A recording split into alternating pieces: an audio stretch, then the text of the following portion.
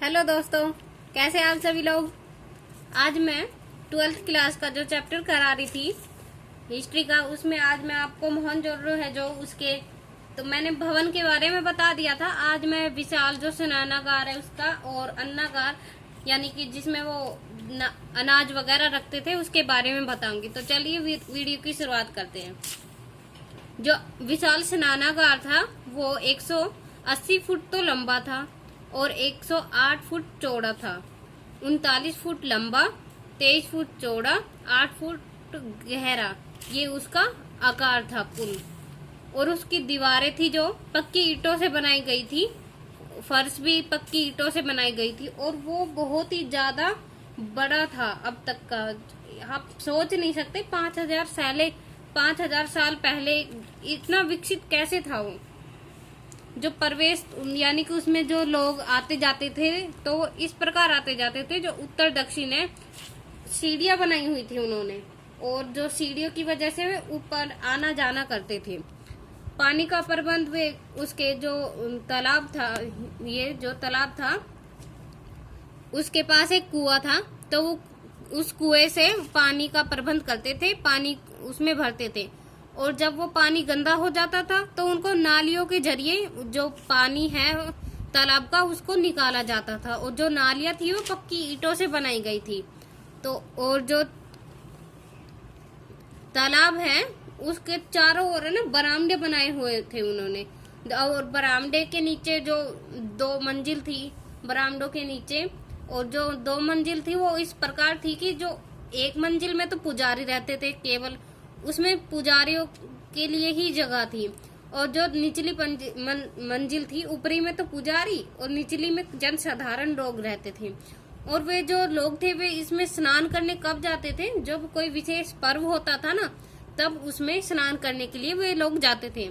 अब next point है अन्नागार। आपको इसकी विशेषता बतानी पड़ेगी। कोई क्वेश्चन में तो हो सकता है कि इन सभी की विशेषता बतानी पड़े, वरना अलग अलग भी पूछ लेते हैं कभी कभी। नेक्स्ट है अन्नागार। तो जो ये था ये बहुत ही ज्यादा ऊंचे चबूतरे पर बनाया गया था और इसकी 45.72 मीटर लंबा था तथा 22.86 मीटर 86 मीटर चौड़ा था। और इसमें कुल मिला के 27 कमरे मिले हैं जो कि पक्की ईंटों से बनाए गए थे। ईंटों को पकाया गया था और हवा जो जैसे कि कमरे में हवा का आना जाना लगा रहे, इसलिए उसमें रोशनदान खिड़कियां ऐसे अच्छा प्रबंध किया गया था ताकि हवाओं का आना जाना रहे और जो अनाज है वो सड़ने गलने से बच जाए या अच्छा रहे इसलिए। और जो ये जो अन्नागार था ना, ये पूरा राजकीय अन्नागार था। इसमें जो प्रजा होती थी पहले उससे कर के रूप में जो अनाज है वो लिया जाता था और इसमें रखा जाता था। नेक्स्ट है सड़कें। जो उस समय सड़कें बनाई गई थी वो बहुत ही वैज्ञानिक ढंग से बनाई गई थी, एक विशेष तरह से बनाई गई थी। तो जो मोहनजोदड़ो है, जो हड़प्पा है, उसकी विशेषता थी, ये प्रमुख विशेषता सड़क की। प्रमुख सड़क जो उसमें एक प्रमुख सड़क होती थी वो 10 मीटर चौड़ी होती थी, 10 मीटर चौड़ी होती थी। और जो वो सड़क थी उसको राजपथ के नाम से जाना जाता था। जो ये सड़क थी कच्ची ईंट से बनाई थी उस समय पक्की ईंट से बनाई नहीं गई थी, पर उस जो सड़क थी उसको पक्की करने के लिए काम किया जा रहा था।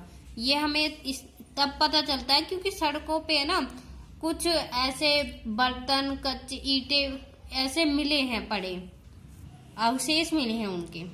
और जो सफाई का उत्तम व्यवस्था की गई थी उस समय, इस तरीके से बनाई गई थी कि हवा के झोंके आने से अपने आप ही सड़क साफ हो जाए। सड़क के दोनों ओर रोशनी का प्रबंध किया गया था। लाइट इस प्रकार थी कि सड़क पर कभी भी अंधेरा नहीं होता था।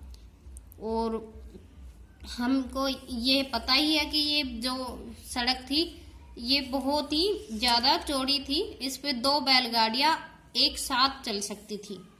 तो नेक्स्ट है नालियों की व्यवस्था। तो उस समय नालियाँ कैसे बनाई गई थी, ये कैसे बनाई गई थी, क्या था इसमें। तो ये जो नालियाँ थी वो वैज्ञानिक ढंग से बनाई गई थी, और जो प्रत्येक घर में नालियाँ हुआ करती थी, जैसे कि अब हमारे घर में होती है, तो उस समय प्रत्येक घर में यानी कि हर घर में एक नाली होती थी छोटी। जैसे हम स्नान करते हैं, बर्तन धोते हैं, कपड़े धोते हैं, उसके लिए जो गंदा पानी था वो उन नालियों के जरिए जाता था। और नालियाँ सड़क के किनारे किनारे, जैसे कि छोटी छोटी नालियाँ घर की होती थी, और उस जो वे नालियाँ थी उनका पानी सड़क से होते हुए शहर के बाहर एक बड़ा जो बनाया गया था नाला, उसमें पानी गिरता था। और जो ये सड़क के किनारे बनाई गई थी, तो ये इस तरीके से बनाई गई थी, इनको पक्की ईंटों से ढका गया था। अगर हम सफाई करें तो ईंटों को उठा के आराम से कर सके। और ये जो सड़क जो नालियाँ थी ये पक्की ईंटों से बनाई गई थी, और इसमें जो कूड़ा वगैरह फेंकना बिल्कुल भी अलाउड नहीं था। उस समय कोई भी इसमें कूड़ा नहीं फेंकता था। तो आज की वीडियो में इतना ही।